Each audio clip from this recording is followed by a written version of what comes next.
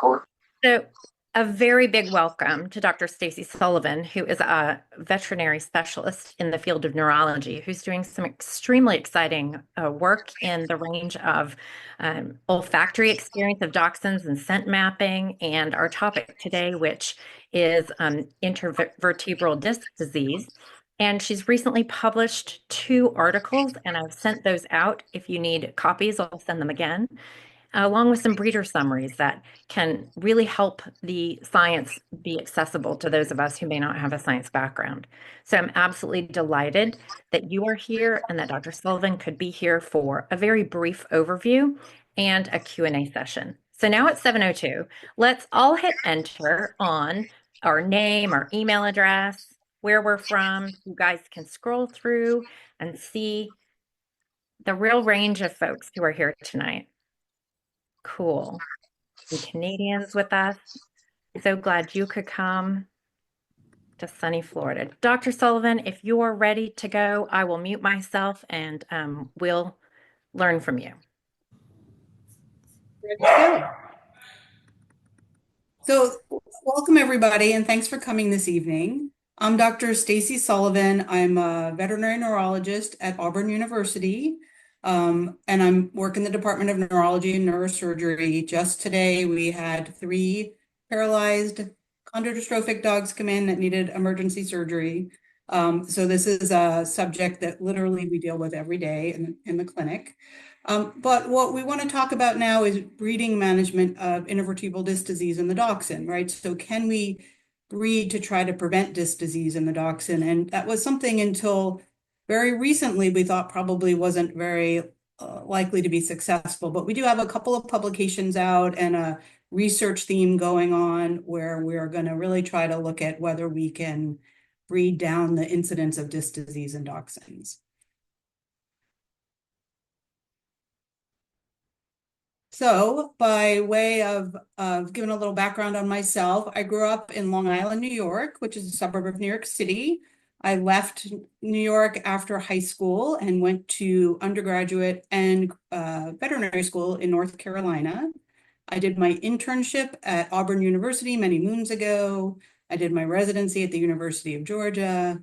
And then I spent my early career, I was at Angel Memorial, which is a big specialty hospital in Boston. And then I was in a private neurology practice in Portland, Maine. Then I was on the faculty for a short period of time at North Carolina State. But most of my career was spent in a large multi-specialty referral hospital in Los Angeles, California, called the Animal Specialty Group, which I left last year or a little bit over a year ago to join the faculty at Auburn.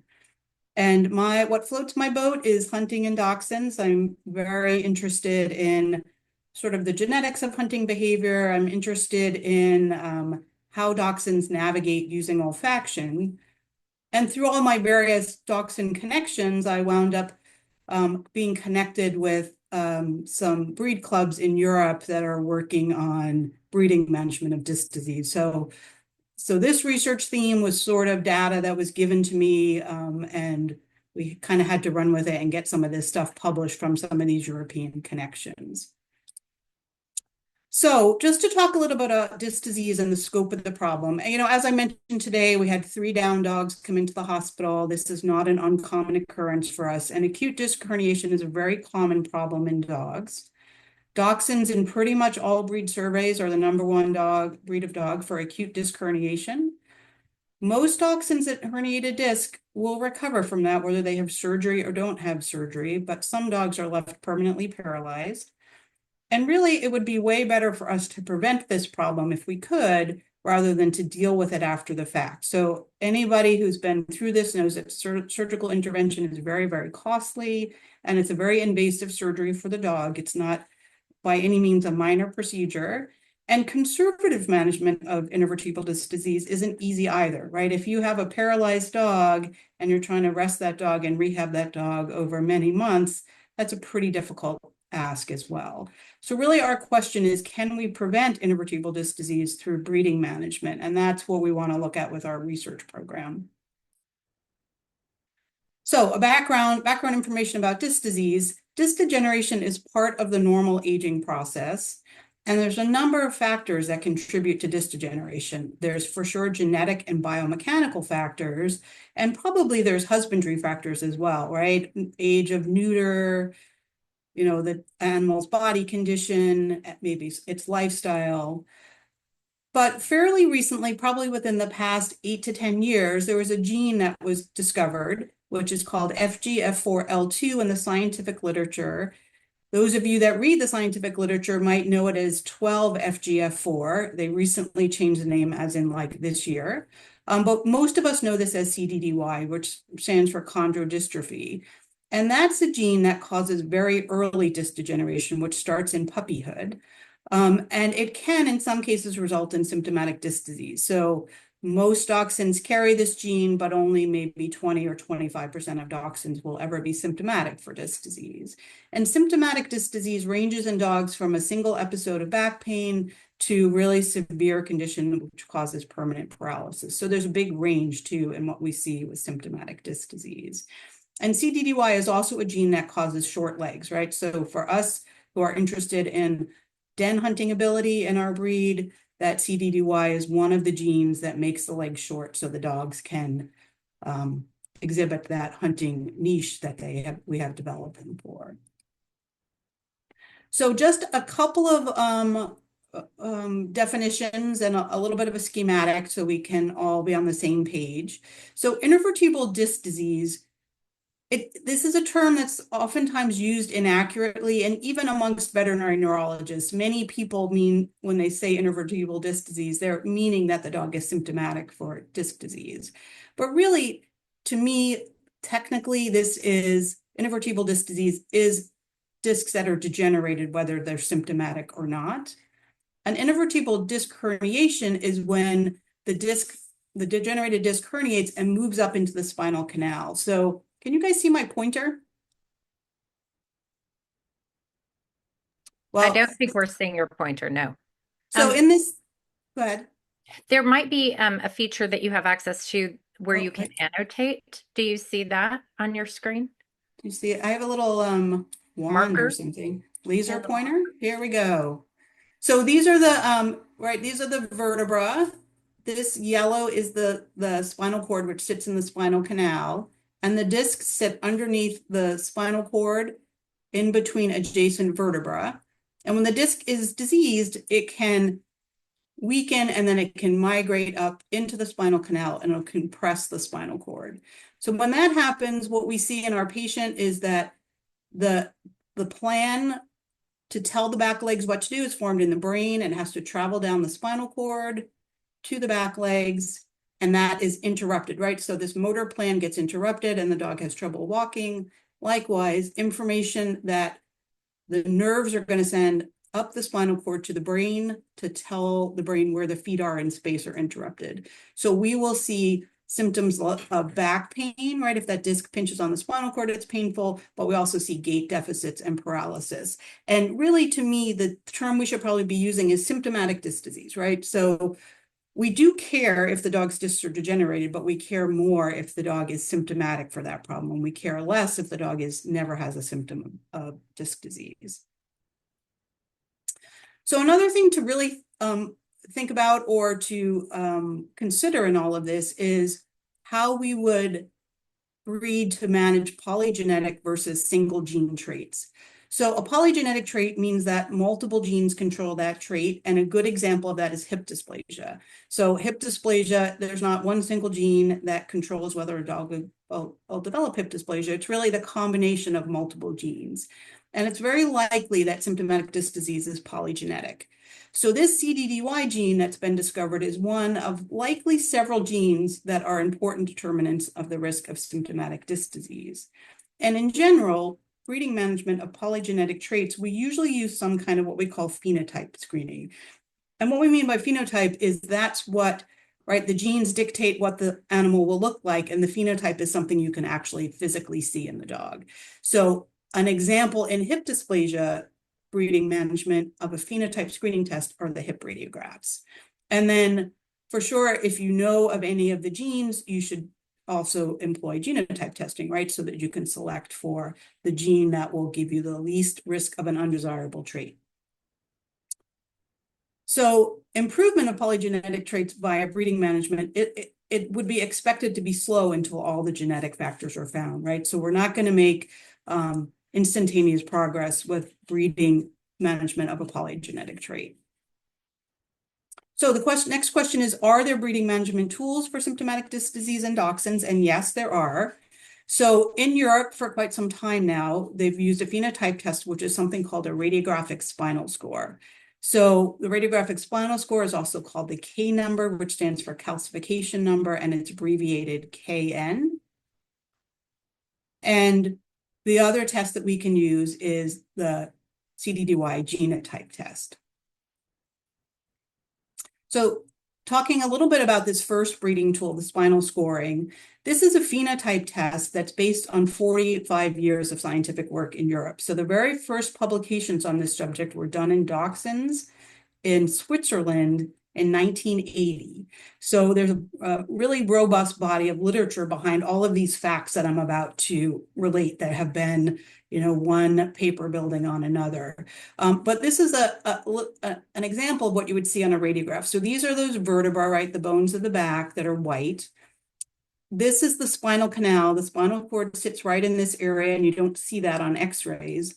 And this is a normal disc space. So normally you don't see the discs on radiographs. But if the disc is calcified, calcium is what bone is made out of, and bone is white on x-rays, and then you can start to see the calcified discs on the x-rays. So in this x-ray, this is just a little segment of this dog's spinal canal or vertebral column, and this dog has two calcified discs. So what this European body of literature has shown, most of which has been done in dachshunds. So as a breed, we are extremely lucky because this 45 years of scientific work was not done in other breeds of dogs. So we are well ahead of the game as far as how we can use this spinal scoring and proving all of these facts. So the first thing they looked at was disc calcifications. They proved that the disc calcifications were associated with symptomatic disc disease.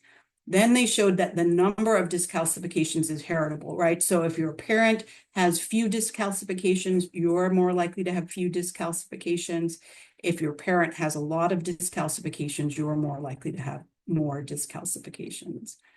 Then they showed that the number of disc calcifications is related to the lifetime risk of symptomatic disc disease. So if you inherited a lot of discs from your parents, you've inherited a higher risk of symptomatic disc disease.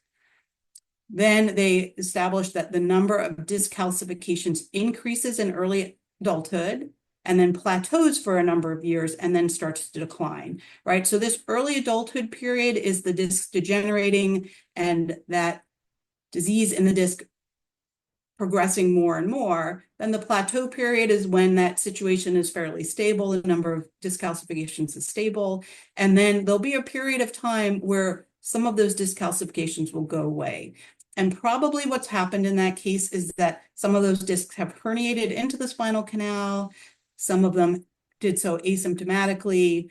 And also we know that the immune system can clean up discs that have herniated into the spinal canal, but also discs in situ, right? And a disc in situ is a disc that has not herniated. So some of them go away because the immune system clears them up is the bottom line. The number of disc calcifications seen during that plateau period, which is a period from 2 to 5 years of age, that's what the K number is, right? So if we take x-rays of the entire spine, we count the number of disc calcifications, as long as it's between that age of 2 and 5, that's the dog's K number. And European breeding schemes based on K numbers have been developed and implemented. And now even beyond Europe, we see these programs, breeding schemes in South Africa and Australia. But the caveat with all this, right, and you're all saying this is great, why hasn't this been widely accepted?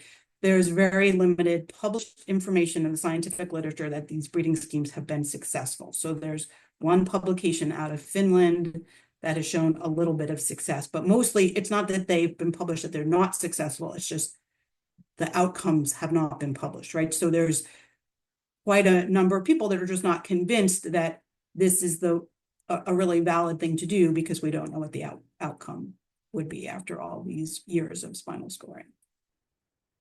So how this is used is we take sedated whole spine radiographs between 2 and 5 years of age. That was the plateau period. And from this, we can get an idea of the degree of early disc degeneration in that dog. Then we have those x-rays read by a trained expert who knows how to count the K numbers. This is not a super hard thing, and it's not hard to become trained in this. And then what you do with that K number, the recommendations vary by the national breed club in the country, right? But the basic concept is you want to use dogs of low K number when you're breeding. So right now we're looking at an outcome assessment of about 2,000 Danish dachshunds that have been spinal scored over approximately 20-year period. So we're working on an outcome assessment right now, but this is I give you an idea of the distribution of K numbers in this population of almost 2,000 dogs. So most of these dachshunds have pretty good spinal scores, K0, K1, or K2, and some of them have pretty bad spinal scores, K7, 8, or 9. So the other thing we know is if you go through the literature and you pull out all the reports that have correlated the K number and the risk of symptomatic disc disease, what we know is K3-4 is about breed average. So most papers will quote the incidence of symptomatic disc disease in dachshunds to be around 20 to 25%. So a K3-4 dog is about average. A K0 dog has about a third of that risk, so that's 7% risk. A K1-2 dog has about half the risk of a K3-4 dog. And these K5 plus dogs have a 69% chance of disc herniation over their lifetime. Many of these dogs have multiple disc herniations and are ultimately euthanized for disc disease. So this is really bad and to be avoided. And if you look, this dog has a 10-time risk of disc herniation over this K0 dog. So this is just really kind of important to keep in mind, is that if we can make more K0 dogs, we would really decrease the incidence of symptomatic disc disease in our breed. So then the other breeding tool we have is the CDDY, right? So what we know is that CDDY is a gene that makes it more likely the dog will have disc degeneration and symptomatic disc disease. But there's a lot of you on this talk who are breeders, and what you know and what you've heard is there's a couple of problems with CDDY and using it in breeding. First of all, it has a very high allele frequency, and second of all, it's a dominant gene. So what does it mean to have a high allele frequency? So for every gene, there's 2 versions in each animal. So in a population of animals, however number of animals you have twice as many alleles. So if we say the allele frequency is 0.95, which has been reported in US dachshunds out of the veterinary genetic lab at UC Davis, what that means in the population of dachshunds, if you just do some population genetic math on this, 90.25% of dachshunds are CDDY, 9.5% are N, meaning they don't have the CDDY gene, CDDY, right? So one copy is the good copy and one copy is the bad copy. And about 0.25% of American dachshunds would be predicted to be NN. So when we look at this and we say, if this is a dominant gene and only 0.25% of our dogs don't carry that gene, there's not really anything we can do with that as breeders, right? We can't just breed out of this 0.25% of the population. So the dominant nature of this gene combined with the high allele frequency has really led us previously to believe that there really was not a good use for this test in breeding dachshunds. And then the other piece of this is, right, we all believe or think that we need the CDDY for the short legs, because in addition, that's why they have it, right? They don't have it so that we can have disc disease risk. They have it so that they can have short legs, and we want our dogs to be able to hunt in dens, or at least in theory, one to be able to hunt in dens. But that's where some of these publications come out, right? So now I'm going to talk about these 2 publications that we came out with this year. And the first one is a publication about the relationship between the radiographic disc calcification score, or K number, and the FGF4L2 genotype in dachshunds, which is the CDDY genotype. So this was 2 of us from Auburn. I don't know how many of you know Michelle Kutzler. Michelle Kutzler is a dachshund breeder. She's a professor of therogenology at Oregon State's vet school. And these are our colleagues from the Nordic Dachshund Consortium that we worked with. So what we did is we looked at 407 Norwegian and Finnish dachshunds for which both the K number and the CDDY genotype were known. And we compared the distribution of K numbers in the dogs by the CDDY genotype. So these dogs have 2 copies of the CDDY gene, CDDY, CDDY. This group of dogs has 1 copy, it's N CDDY, and these dogs have no copies. And what our hypothesis was is if a gene is dominant, what that means is that the dogs that have either 1 or 2 copies of this gene should have an equally or a similar distribution of spinal scores. So if the gene is dominant, you're going to have the same number of bad spinal scores in this group that you have in this group. So we had 320 of the dogs had 2 copies of the gene, and we were comparing that to 80 dogs that have 1 copy of the gene. And this is the group of dogs that are K0, that's that best spinal score. This is the group of dogs that's K1, 2. This little line is our breed average, and these guys are K3, 4. So this is an average score, and this K5 plus is the bad spinal score. And we could see that there was a very strongly statistically significant difference in the K number distribution of these dogs. So the dogs with 1 copy of the gene, most of them had a really good spinal score of K0. Some of them had K1, 2, and a minuscule amount of them had the K3 and above. So it was about 98% of dogs that have 1 copy of the gene have the good spinal score. So what this translates into is this group of dogs probably has less than half the risk of symptomatic disc disease than this group of dogs. So what we found there is, although what had been previously reported with the gene being dominant was that CDDY would be kind of equal to NCDDY in disc disease risk, these dogs actually have a much lower risk of disc disease. So the take-home message from that is the breeders should be breeding for the N allele, right? And that's going to help to reduce the risk of symptomatic disc disease. And the protest there is that there's just not enough N's, and I don't disagree with that, right? There's only maybe 10% N's in the US population, but you guys are breeders, right? So you can make more N's, it's what you guys do. So it's not the only thing you can do, right? You can't just breed entirely off of this 10% of dogs, but if all things are being equal, and you have the choice between picking a stud dog that carries an N allele and a stud dog that doesn't carry an N allele, you should definitely pick the stud dog that carries an N allele. And it's not that simple, right? Because all things aren't equal most of the time, but it definitely is something that we would expect to make a difference, right? And then the other protest we get is that you need the CDDY gene to have short legs, right? And interestingly enough, the answer to that is no, probably not. So we published a case report, myself, Dr. Kutzler again, who's the dachshund breeder theriogenology professor at Oregon State, and then Julia Serzamita, who is a working dachshund person, has written several books on working hunting dachshunds, and she's Polish but lives in Germany. And Julia was writing a book chapter on sort of the genetics of body morphology in dachshunds, right? So she's interested in this. She's very big into den hunting. She's very interested in this den hunting ability. And what she was really interested in is whether these NN dogs are going to wind up too tall or unsound in some way. So she put a call out on Facebook and she said, send me pictures of your dachshunds if you know their genotype. And in Germany, they're now required to test for both of these genes, but a lot of the just owners or breeders just have the genotype information. So she got a picture of this dog who is so tall that it doesn't look like a dachshund, and she sent that to me, and we were like, okay, let's ask these people for this genotype data. So the story with this breeding was this guy bred these 2 dogs. He owns these 2 dogs. He bred them twice, had 2 litters, and in each litter, there was either 1 or 2 freakishly tall dachshunds. And the background information to understand this is that there's actually 2 genes that are well described in dogs that affect limb length, and they cause a shortened limb length. There's CDDY, which is the gene we all know about that's bundled with disc disease risk, and there's a second gene called CDPA. And both of these affect limb length, but what's published in the scientific literature is that CDPA is about 2.5 times stronger to make short limb length versus CDDY.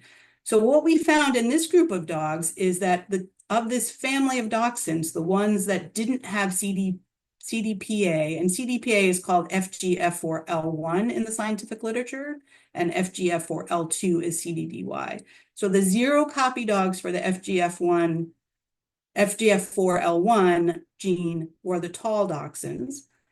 Any dachshund that had at least one copy of FGF4L1 was normal, short-looking dachshund. And then whether the dogs had one or two copies of CDDY, they could still be short. Now, we didn't have any dogs with zero copies of CDDY, but we can show for this that CDPA is necessary to be short, but CDDY is not necessary for dachshunds to be short. So when we think about what is the dwarfism gene in dachshunds, we think that it's CDDY, but really it's the CDPA gene.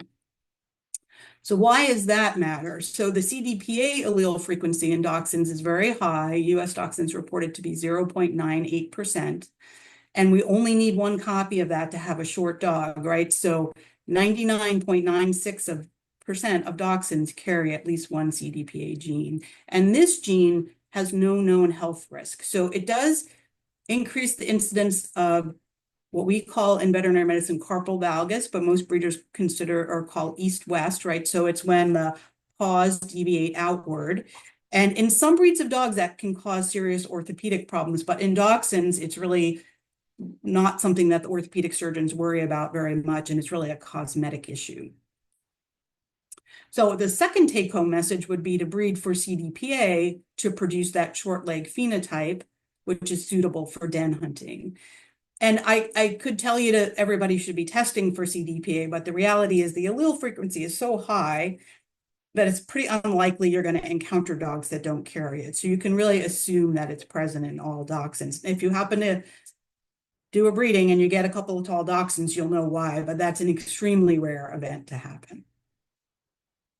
So the question from these things becomes like, with this new information, can we construct a realistic breeding management program, right? So what we need to do in that is we have to avoid a genetic bottleneck. We can't eliminate too many dogs from the gene pool.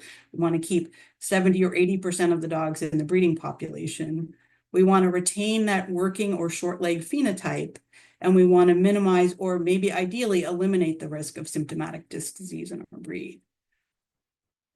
So like when we try to say whether this is realistic, if we looked at this study population of 407 Finnish and Norwegian dachshunds, and I said breed for the N allele, then you can see in these two groups that carry the N allele, we have 87% of these dogs, right? So this is 21.3% of the population. So my first instruction would be keep all these dogs in the gene pool. And then when we go to the CDDY dogs, if we bred just the ones of low K number, this group plus this group is 203 out of 407 dogs, right? So now we're up to 49.8% of dogs. If we add these two together, it's 290 out of 407 dogs.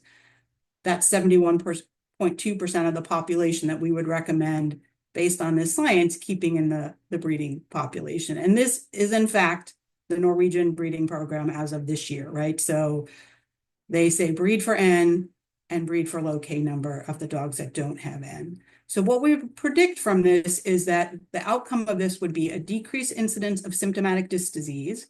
We would preserve that short leg phenotype, and we would have no genetic bottleneck, right? So is it possible? Yeah, it is actually possible.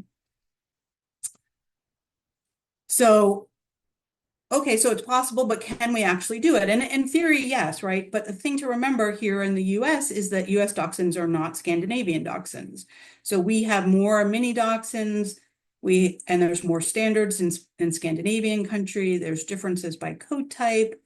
Some of the Scandinavian countries have predominantly wire hair standard dachshunds. Some of them have standard longs, but they are different from our population. We have many more minis. The FCI standard in the European hunting use kind of favors slightly longer legs. So the longer, they have to be short to get in the dens, but the longer legs give them more leverage when pulling game out of the den. So they like a little bit more leg than we like in America. And then the study population, they already had been spinal scoring for a little while. So we have to realize they've had multiple generations where they've been selecting for a low K number, right? So we could look at the US population if we decided to do this, and we could find that our distribution of spinal scores are more skewed towards the bad numbers. We just don't know the answer to that. I don't know that's the case, but it could be so. So for the US dachshunds, if we really wanted to say whether we can formulate a breeding plan, we would need to know the CDUI and N allele frequency of the population, and we'd also need to know the distribution of K numbers. So we could say, how many dogs could we keep in the population by following these principles? So to me, a realistic breeding management program for symptomatic disc disease, it might require interim goals to avoid genetic bottleneck, right? You can't just march out and say you can only keep 10% of the dogs in the population and think you're going to wind up with a healthy population at the end. So if you look and you like, we don't have enough animals of good spinal score or good genotype to work with, then you have to develop an interim goal of creating more of what you need. You create more Ns, you create more K0 dogs. It would require in the US the establishment of a spinal scoring program because we don't have that, and that's no small task. So I would say this is sort of analogous to something like a barn raising, right? Like you can have building this giant barn is also a pretty big undertaking, but you first decide it needs to be done, then you make a plan, then you prepare a foundation, then you gather the community, you expect everyone to do their part, and then you expect it to be something that's hard and takes a minute. So I think if we were to try to adopt something like this, it would be a lot of work and it would require a lot of participation and buy-in. So immediate steps for breeders. Now that you know that breeding management of disc disease is theoretically possible, you have to now decide for yourselves, where is spinal health on your list of breeding priorities? And I would argue on a welfare basis, it should be pretty high, but I personally don't think it's the only thing, right? For me, I would not want to throw away hunting genetics for spinal health. I would want to have both of those things, and I might compromise on spinal health with certain breedings because I might have a dog that I really want to move forward in my breeding program. Everyone should CDDY genotype their dogs, in my opinion, at this point, right? Because if you have those N alleles, you want to keep them going. And if you already have that in dogs that you really like, you do not want to lose that and fail to pay attention to it. The one thing I would say when you're genotyping dogs is embark seems to be very unreliable. So embark is using something called a linkage test where they're not actually testing for the gene. They're testing for a little piece of the genome that's near the gene. And in some instances, it seems to be inherited in a pattern that would lead you to believe that your dog really does have N when it doesn't have that. So Wisdom Panel and UC Davis both test for the insertion itself, for the gene itself. And Wisdom Panel has a family of companies. So like Neogen is a Wisdom Panel company and Pawprint is. So if you're doing testing, you want to call either use one of these two labs or call the lab and ask them if they're testing for the insertion or if they're using a linkage test. And if it's a linkage test, I just would not believe the results. And then spinal scoring, in my opinion, is something that kind of is going to need to be a national, maybe DCA program or AKC program, or maybe Auburn University puts together a spinal scoring program. Like any of us could today follow the European procedure for obtaining the x-rays, and we can send our radiographs to Europe to be scored. That's not a problem, but it's of limited usefulness if nobody else in your breeding population is scoring, right? So if you score your bitch and you find she's K3 and you're like, oh, I don't know if I want to use a K3 dog. Well, it might be that 90% of our dogs are K3 and you're throwing your dog out of the breeding pool, but really she's pretty average for what we have in America. So to me, you really need a bunch of people to be scoring if we're going to try to use this in any way.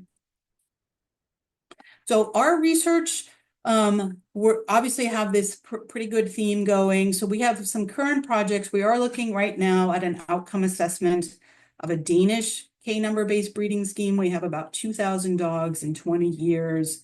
That data is analyzed. We're ready to start writing that. We would expect this publication to come out this year.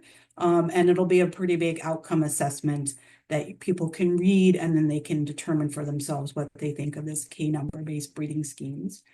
What we would like to do after that is is from the rules we would propose or the guidelines we would propose for how you would use both CDDY genotype and K number, we would like to do a statistical model where we could predict what the outcome would be over a certain number of generations if our recommendations were followed. Say 15 generations, what would the population look like?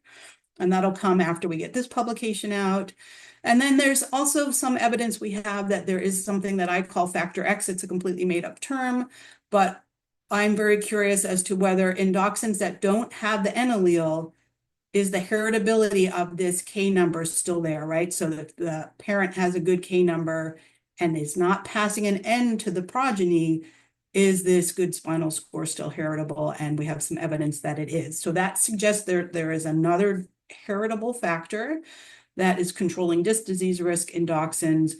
We are not the only people that believe that this exists. So there's a number of universities. So we have waiting on a grant decision, which we should hear back from in May or June, because we want to use something that's called a whole genome sequencing approach to look for factor X or genetic factors protective of disc disease in dachshunds.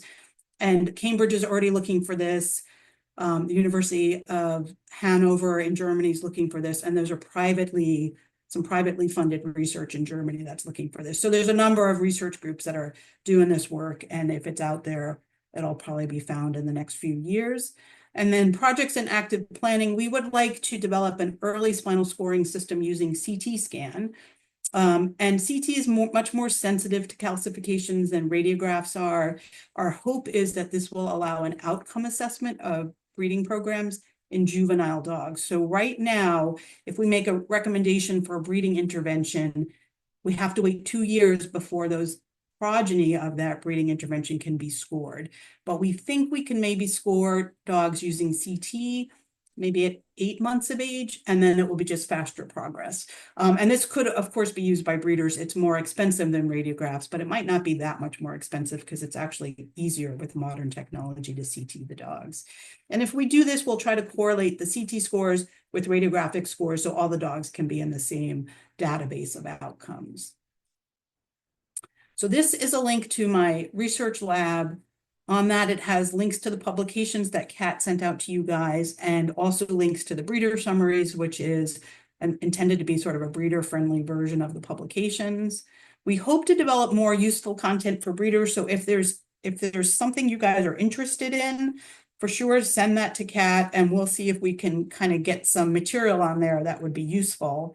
I was kind of hoping this button to donate to my research will be live by now, but apparently with the university, it's a really difficult thing to do. So there was the promise someday of a button to donate to this research program, but there is no button to do that now. And this is my current litter of 5 mini wire dachshunds. So this is the girl that we're keeping.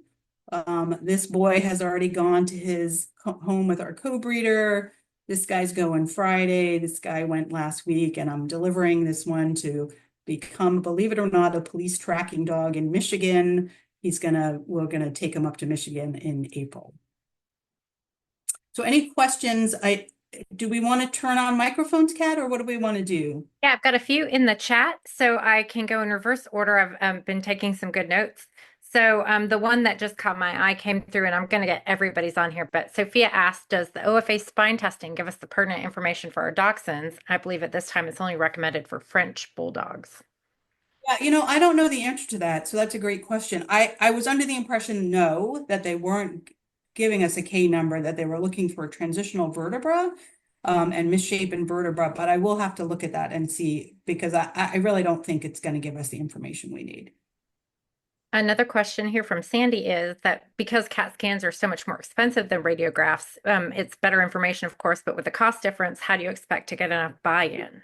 Yeah, so it's a great question. I don't know how much more expensive it will be. I mean, I think people have priced out the cost of a set of radiographs for spinal scoring is around $500. And for us, we think we're going to get our CT scans done for $800. So like it's not a tremendous difference, but we would be doing that on a research level, right? So we're going to be paying for those dogs to be CT scanned, and then whether they are scanned. I mean, if you're a breeder, right, and you can have to hang on to a dog until it's 6 months of age, right, that would be fabulous. or you have to wait 2 years to find out if your pick that you held back has a good spinal score or not, then it might be worth it to you to spend an extra $300 to know which puppy you should keep. And granted, people aren't hanging on to the puppies until 6 or 8 months of age, but it absolutely happens that you could breed a K0 to a K0 and you could get the majority of your dogs have good spinal scores and one of them is a K5, and you keep that K5 dog and you grow it out and you show it for 2 years and you put a championship on it and a field champion title on it, and then you find out that that dog is not appropriate for breeding. That's a big fat bummer. Yeah. So, a quick one here from Irene says, "What's the best age for these X-rays if you want a KN score?" It's between 2 and 5. And then, question was, did you study with Dr. Peter Early? I did study with Dr. Peter Early. He was my resident. Wow. So another question that came in early was, what's your opinion on spinal ablation? Both of the poster dachshunds have undergone the procedure, and one who has had 2 surgeries. Yeah, so it's kind of interesting. We were just talking today. I was talking with my residents today about like why has laser disc ablation or chemical disc ablation never really taken off, right? Because in theory, it would be potentially helpful, right? If you say you spinal scored your dog and you find it has 5 mineralized discs and you don't want it to herniate a disc, in theory, that would really help to decrease the likelihood of disc herniation. And for me, like I don't have the laser equipment. When I was coming up, right, none of this is new. This is stuff that's been around. I've been in this field for 30 years. And when I was a resident, we were taught you can't do the chemical disc ablation when the dog is symptomatic because you could get some of that chemical into the spinal canal. I don't know how many of you guys are aware of Dr. Jeffrey at Texas A&M. He's been doing a recent study on the chemical ablation. And so they take dogs that are paralyzed with disc disease, and instead of having surgery, they do the chemical disc ablation. And that publication just came out like, I don't know, a week or two ago. And so they have shown in that study that the chemical doesn't get into the spinal canal and hurt the spinal cord, which is what we thought might happen. So interestingly enough, they also published a publication this year which showed that there's a similar percentage of dogs get better that don't have surgery, that are managed conservatively, that do have surgery. So the question with their chemical disc ablation dogs is it just that they had time, right? That's what we are now realizing is the value of time, is many of these dogs get better without surgery. Now, the thing that they didn't address, so that publication was out of Cambridge in conjunction with Texas A&M, and they didn't, so they're conservatively managed dogs. The measure of whether they got better was whether they could take 10 steps unassisted. And what we don't yet know is surgery going to give you a better qualitative outcome, right? The same percentage of dogs get better, but maybe they get more better. And most of us would like a dog to walk more than 10 steps unassisted. So, but there is increasing amounts of evidence that maybe we have been doing this surgery for years, and maybe the thing that is really we've been doing is it's the value of time, not the surgery itself. But it's, going to take a lot of evidence to change minds as to whether we should be doing spinal surgery at all in these dogs. One question from Maggie P is it imperative that the X-rays, must they be done under sedation? Well, they have, so the problem with X-rays, so CT is much easier. So back to the CT question, like with modern equipment, you can sedate a dog for a CT and you can do it in 15 seconds. And you really have, so a CT eliminates, it's a cross-sectional X-ray basically, and it eliminates the superimposition of structures. So for X-rays, the problem we have is they have to be absolutely perfectly positioned to see the calcified disc. And the animal has to be very relaxed for that. So all of the European protocols call for the dog to be sedated. And I think we would really have to recommend that they all be sedated. It's not that I can't see mineralized disc in a patient that I just slap on the table and take X-rays, but I'm not going to get a really accurate count as to exactly how many mineralizations or calcifications there are without sedation. So the CTs I would expect to be, from my perspective as the person performing the test, much faster and easier on the patient than the X-rays would be. And Richard asked the question about breeding for N and wondered if it would create too much of a small gene pool. It's something that I think you touched on, but maybe you have another comment on that. Yeah, for sure. So I think the danger in that information that we published is that people get too caught up in the ends. And right, you have 10% of your dogs with ends now, and you could maybe have, I don't know what percent you would get in a couple of generations. So you can spread that pretty quickly, but then you have to look back at the original number of dogs, right? And you don't want your breed influence. So the thing about disc disease, I mean, about dachshunds is other than disc disease, it's a very healthy breed. And it's one of the longest lived small breed dogs. So what we don't want to do is screw things up by introducing other diseases, by eliminating or confining our gene pool too narrowly, right? So it's very appealing to kind of grasp onto this end thing, and to really say that's the answer to everything. But I think you could create a lot of problems if you don't include those dogs that don't have the end, because it's the majority of the population. I want to mention a couple of remarks that were made because I think we might be able to tie them together to in the ending. But we do have some questions that have just come in. We have a number of participants here who have interest in other breeds, a couple of Basset folks specifically who would like to take the recording back to their club. And also we're asking, how can we really cross-breed collaborate? How could the scheme really contemplate other breeds as well? So if we can put a pin in that, we have some more like specifically technical ones, and maybe we can end on that collaborative idea. So Um, go ahead. okay, if you want to address it Yeah, now, that's fine. yeah. So it is a very important point of all this is almost all of this work has been done in dachshunds. So like really, if I had to tell you what I have the most confidence about is saying how this works in dachshunds. And the big question has been, is it going to be the same in other breeds, right? So we literally, I don't know, maybe a month ago had a publication out of Helsinki from a radiologist, and they showed that in French bulldogs and Coton de Tuileries, they also have a correlation between the presence of the N allele and having fewer disc calcifications. So I think it's kind of good news that um, probably some of these principles are going to be applicable more broadly to other breeds of dogs, and they will extrapolate. But they also behave very differently. So like a French bulldog is a nightmare for a neurologist. They herniate, like dachshunds follow all the rules. They herniate a disc, you do surgery, they usually get better, sometimes they don't. But for French bulldogs, they herniate a disc, they have extensive hemorrhage, they're much more severely affected, fewer of them get better, yet genotype wise, they're similar to dachshunds, right? So there's clearly more going on that we just don't fully understand. So we may not be able to extrapolate all of the information, but some of it is going to undoubtedly cross breeds. And this is why we say it's a polygenetic trait, right? There's things that make it worse in a French bulldog. There's things that make it more common in a dachshund, but not as bad.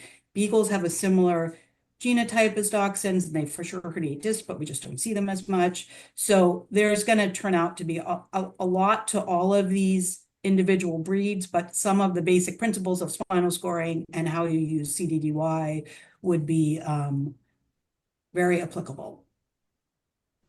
So, two questions about statistics. One is about are you aware of any statistics of dogs? Oops, it left. Hold on.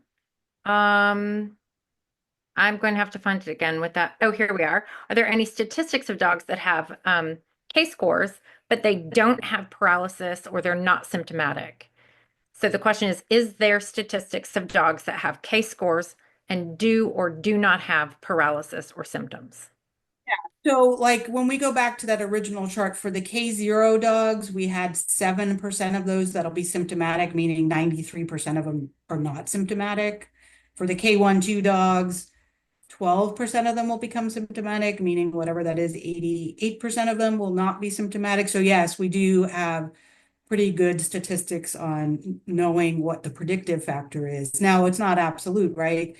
We can't say for sure a K0 dog is not going to herniate a disc, but it for sure has the lowest risk out of all of the categories. So if breeders, like for example, in the UK or Australia or in Europe, they're not like their lived experience is not to see a real direct correlation, Is that just because, speak to that, that maybe I'm doing this, I'm breeding the dogs and I have K-scores on dogs and it doesn't really line up with what seem to be the statistics?